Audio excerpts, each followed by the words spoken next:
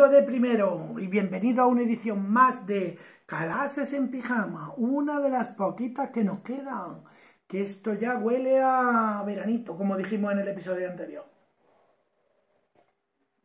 Y diréis, ¿quién es esa gente que nos ha puesto Cristóbal aquí? ¿Qué carétulo tienen? Pues os lo voy a decir. Hoy vamos a hablar de la romanización de España y vamos a ver cosas muy curiosas. Algunos de vosotros seguramente incluso ya lo sabréis. Y los que no, vais a flipar porque vais a decir, jolín, pues sí, es verdad. Pero la influencia de Roma en España ha sido muy grande y muy potente. ¿Llamamos romanización a qué? Pues al proceso de adaptación de formas culturales, modelos de vida, etcétera, etcétera, etcétera, etcétera, del mundo romano a los habitantes que había aquí antes, que ya sabéis que eran íberos, celtas, celtíberos. Esta adopción de las formas culturales de la lengua y de la vida romana, pues se produce se denomina romanización. O sea, si nos romanizamos, ¿qué hacemos? Porque nos volvemos romanos. Básicamente podemos decirlo así hablando en plata. Adquirimos su lengua, su costumbre, su derecho y todas las cosas. No es que ellos nos impongan solo las cosas, sino que nosotros nos integramos de tal manera que hubo dos emperadores que venían de aquí de Hispania, de la península ibérica.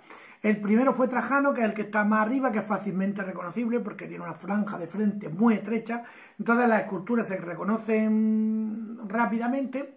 La que está debajo con el peinado este tan particular es Pompeya Plotina, que fue su mujer, que es de origen onubense de Huelva, y esta lo convenció para que nombrara sucesor a su sobrino Adriano. O sea, no tenía que ser de sangre pura romana, nacido en Italia, en Roma. No. Trajano era de Itálica y Adriano era de Itálica también, que era sobrino suyo, y Plotina era de origen de ahí, de Huelva.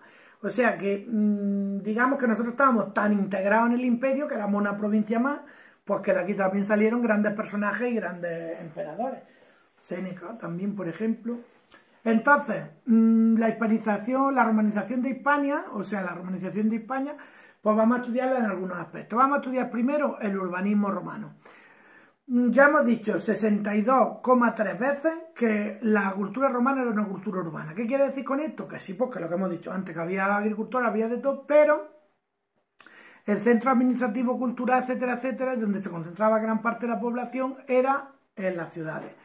Ellos, ¿cómo construían las ciudades? Pues igual que hacían los campamentos romanos. Ellos hacían dos, ya lo hemos explicado en alguna ocasión más, pero lo vamos a volver a decir, hacían dos calles, una de norte a sur y otra que era el Cardo Máximo, y otra de este a oeste que era el Decumano Máximo.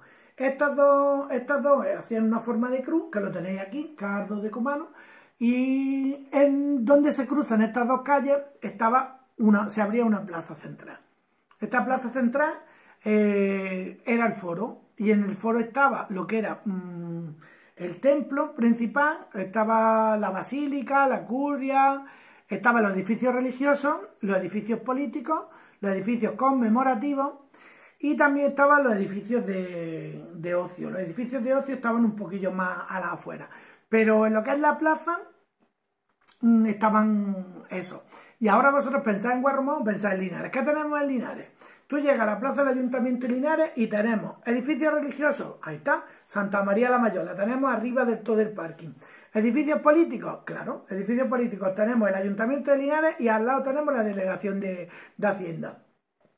¿Qué tenemos de basílica, curia, esto lo otro? Tenemos el Corte Inglés, porque las basílicas eran centros comerciales también cerrados, se impartía justicia, pero había un mercado también dentro.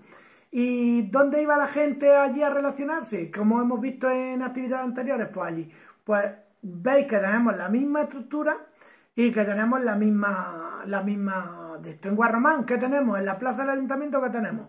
Tenemos la iglesia, tenemos lo que es la parte templo católico, que ahora es la iglesia, tenemos el ayuntamiento y tenemos, pues, si hay edificios conmemorativos, sí, tenéis ahí un busto, tenéis una fuente, etcétera, etcétera. O sea, no han cambiado tanto las cosas. Luego tenemos obras de ingeniería como los acueductos y el alcantarillado.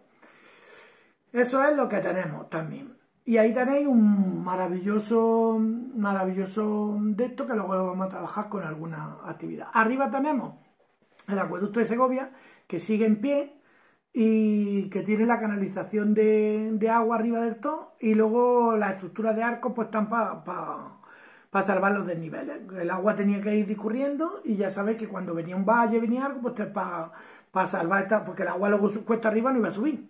Entonces, para que el agua llevara su caída constante, tenían que hacer para salvar los desniveles esto. Y ese se hizo, tiene ya más de 2000 años. Es increíble.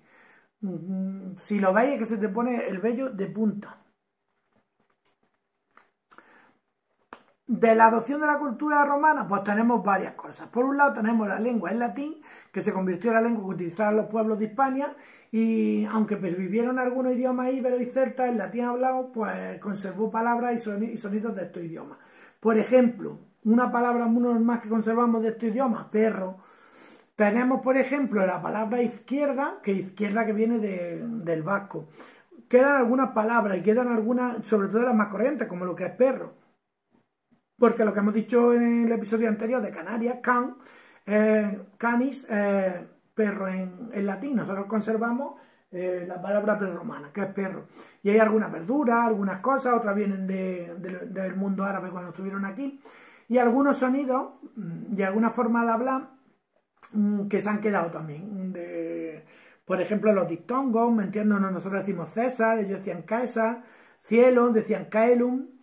Nosotros los dictongos los hemos asimilado de esta manera y en la U, por ejemplo, nosotros no la pronunciamos, nosotros decimos guerra, decimos guitarra, pero en italiano, por ejemplo, dicen guerra, si se pronuncia esa U.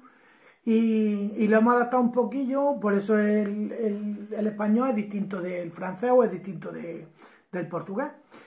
Pero bueno, ya sabéis que luego ya el castellano, el catalán y el gallego pues vienen del latín, son lenguas romances.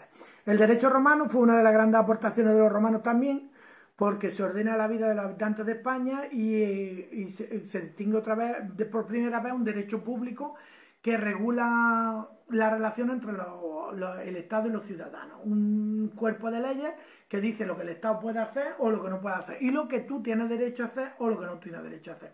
Eso hoy en día ya sabéis que está recogido en el Código Civil, en la Constitución, etcétera, etcétera. Por ejemplo, sabéis que hay países que se pueden casar hombres con 3 mujeres, pero en España no se puede hacer legalmente. O antes, hace unos años, no se podían casar 2 mujeres, no se podían casar 2 hombres, y ahora se puede hacer perfectamente. Todo eso, la primera vez que se recoge ese tipo de cosas es en el derecho público que se hizo con el derecho romano. Y luego, por otro lado, estaba el derecho privado que ordenaba las relaciones entre las personas, que era también parte de este cuerpo legislativo. Y el derecho internacional o el derecho entre los pueblos. Esto es bastante innovador para lo que es la fecha. Entonces, lo que es la base de nuestro derecho, el derecho nuestro, que haya un cuerpo de leyes de esta manera, vosotros diréis, bueno, pero esto es normal, esto está en todos lados. Sí, pero hay derechos que son distintos. Los anglosajones, por ejemplo, tienen un derecho consuetudinario que está basado en las costumbres y tradiciones. Nosotros, por ejemplo, no lo tenemos. Nosotros, tú te compras una casa y esa casa es tuya, y tú tienes un título de propiedad y esa casa te pertenece.